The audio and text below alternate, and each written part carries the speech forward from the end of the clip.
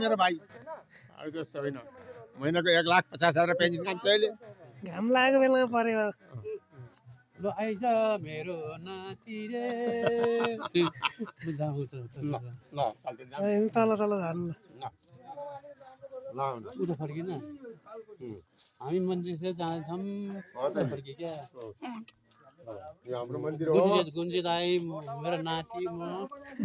जाँदैछौँ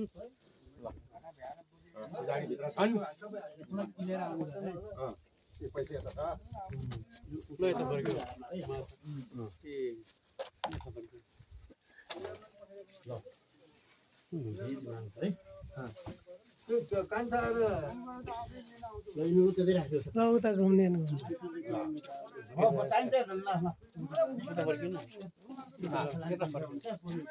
साइलोवाला नि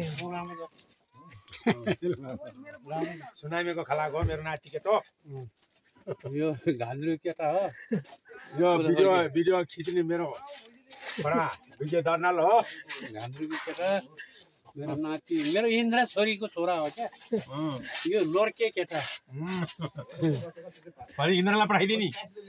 भरे इन्द्रलाई पठाइदिने हो के पोहोर चाहिँ जेठो छोरालाई जेठो नातिले लिएर आएको अहिले कान्छो नातिले लिएर आएको अब के गर्ने नातिहरूले पछि पर्छ यार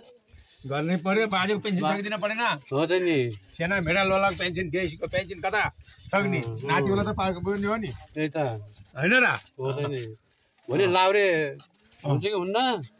गराउने भोलि पेन्सन थाम्ने म बुढो भयो त फेरि पेन्सन थाम्ने बेलामा त के अरे आफू गएर खोजिन्छ अरे क्या त्यसले